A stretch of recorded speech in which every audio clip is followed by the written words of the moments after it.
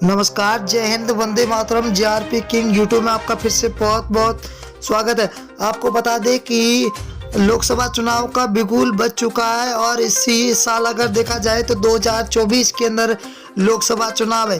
कई पार्टियों ने अपनी तैयारियां शुरू कर दी है, तो अब की बार बीजेपी ने अपनी तैयारियां शुरू कर दी है। आपको बता दें कि अब की बार लोकसभा चुनाव 543 सीटों पर होने वाले हैं और इससे पहले आपको बता दें कि अगर देखा जाए तो विपक्ष एक होता हुआ दिखाई दे रहा है। तो क्या विपक्ष एक होगा या फिर बीजेपी की सरकार फिर से बनेगी?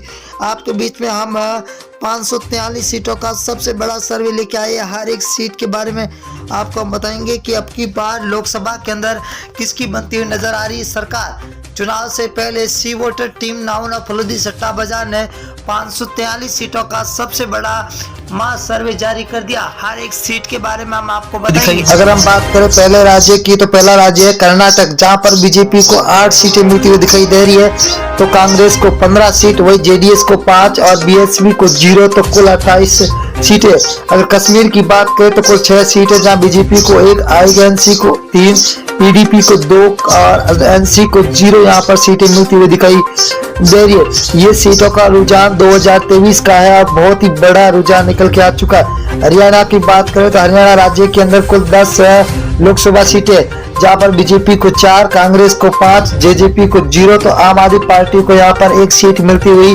दिखाई दे रही है। 2024 के अंदर लोकसभा चुनाव है। और दिल्ली की बात करें तो दिल्ली के अंदर लोकसभा सीटें 7 है।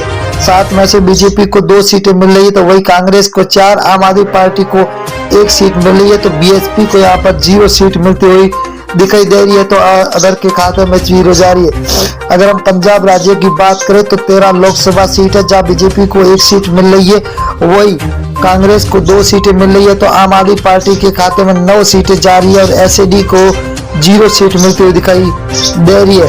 अगला राज्य है जहाँ पर मेघालय राज्य। मेघालय के अंदर 29 विधानसभा सीट है, जिनमें से बीजेपी को 12 सीट मिल रही है, तो कांग्रेस को 15, वही एसपी को 0, तो बीएसपी के खाते में 2 सीटें जाती हुई दिखाई दे रही है। अगला राज्य झारखंड। झारखंड की बात करें दोस्तों तो यहाँ पर 19 लोकसभा सीटें, जहाँ बीजेपी को 6 मिल रही है, तो वही कांग्रेस के खाते में 8 सीटें जा रही है, तो जेएमएम के खाते में 5 सीटें जा रही है, तो आरजेडी के खाते में 0 सीट मिलती हुई दिखाई दे रही है।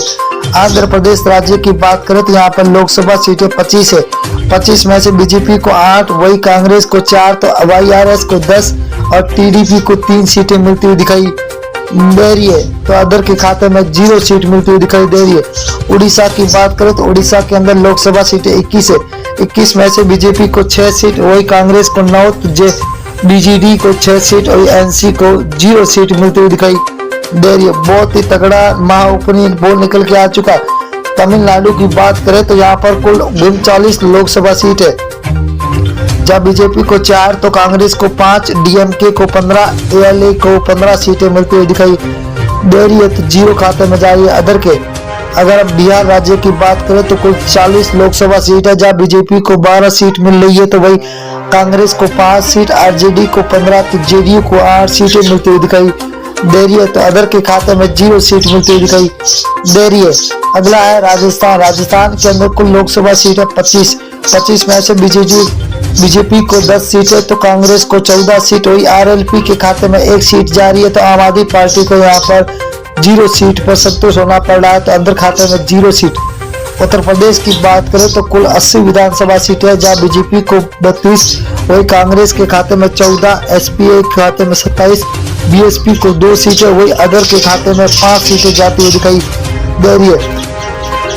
अगला राज्य है उत्तराखंड। उत्तराखंड के अंदर 5 लोकसभा सीटें, जिनमें से बीजेपी को 3 सीट, वही आईएनसी को 2, तो बीएसपी को 0, आम आदमी पार्टी के खाते में 0 सीट मिलती हुई दिखाई दे रही है, तो यहाँ पर अदर के खाते में अभी 0 सीट जाती हुई दिखाई दे रही है। पश्चिम बंगाल की बात करें तो कुल लोकसभा सीटें 42 है। 42 में से 17 बीजेपी के खाते में जाते हुए दिखाई दे रही है, तो वही आईएनसी को 0 सीट है, तो टीएमसी को 25 सीट है, सीपीआईएम को 00 सीट मिलती हुई दिखाई दे रही है।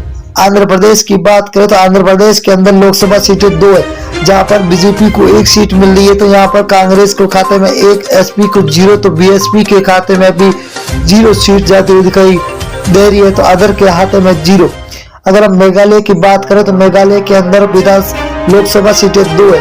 2 में से बीजेपी के खाते में 0 सीट, 1 सीट जा रही है, तो वही कांग्रेस को 1 सीट मिल रही है। तो एसपी को 0, तो बीएसपी के खाते में भी 0 सीट जाते हुए दिखाई दे रही है। अगला राज्य है जहाँ लक्षद्वीप है। लक्षद्वीप के अंदर लोकसभा सीट 1 है, वही 1 कांग्रेस के खाते में जाते हुए दिखाई दे रही है। तो बीजेपी को यहाँ पर 0, एसपी और बीएसपी के खाते में भी 0 सीट जाते हुए दिखाई दे रही है। अगला राज्य है महाराष्ट्र। महाराष्ट्र के अंदर 48 विधान लोकसभा सीटें है, जहाँ बीजेपी को 15, कांग्रेस के खाते में 14, तो एसएचएस को 10 और एनसीपी को 8 सीटें मिलती दिखाई दे रही है। तो अदर के खाते में 0 सीट जाती हुई दिखाई दे रही है। छत्तीसगढ़ राज्य की बात करें तो यहाँ पर लोकसभा सीटें 11 है। 11 में से बीजेपी को 6 सीट मिल रही है, तो आईएनसी के खाते में 5 है। आम आदमी पार्टी को 0, बीएसपी को यहाँ पर 0 सीट मिल रही है, तो अदर के खाते में भी 0 सीट जाती हुई दिखाई दे रही है। तेलंगाना की बात करें तो कुल 17 लोकसभा सीटें, जहाँ बीजेपी को 3 सीट, वही कांग्रेस को 5, तो टीआरएस को 7, एआईएम को 2 सीटें मिलती हुई दिखाई दे रही है। बहुत ही बड़ा तगड़ा झटका लगता हुआ दिखाई दे रहा है आपकी बात। अगर केरल की बात करें तो केरल के अंदर 20 विधान लोकसभा सीटें, जहाँ बीजेपी को 1 सीट मिल रही है, तो कांग्रेस को 10 सीटें, वही एलडीएफ को 9 सीटें मिल रही है, तो यूडीएफ को 0 सीट मिलती हुई दिखाई दे रही है। तो अदर के खाते में 0 सीट जाती हुई दिखाई दे रही है। असम राज्य की बात करें तो कुल 14 सीट है, जहाँ बीजेपी को 7, को कांग्रेस को 6, एआईयू को 3 और अदर के खाते में 0 सीट जाती हुई दिखाई दे रही है। बहुत ही बड़ा तगड़ा झटका सभी को मिलता हुआ दिखा। गुजरात की बात करें तो कुल 26 लोकसभा, जब बीजेपी को 12, कांग्रेस को 6, तो आम आदमी पार्टी को 8, बीएसपी के खाते में 0 सीट जा रही है, तो अदर के खाते में भी 0 सीट जाती हुई दिखाई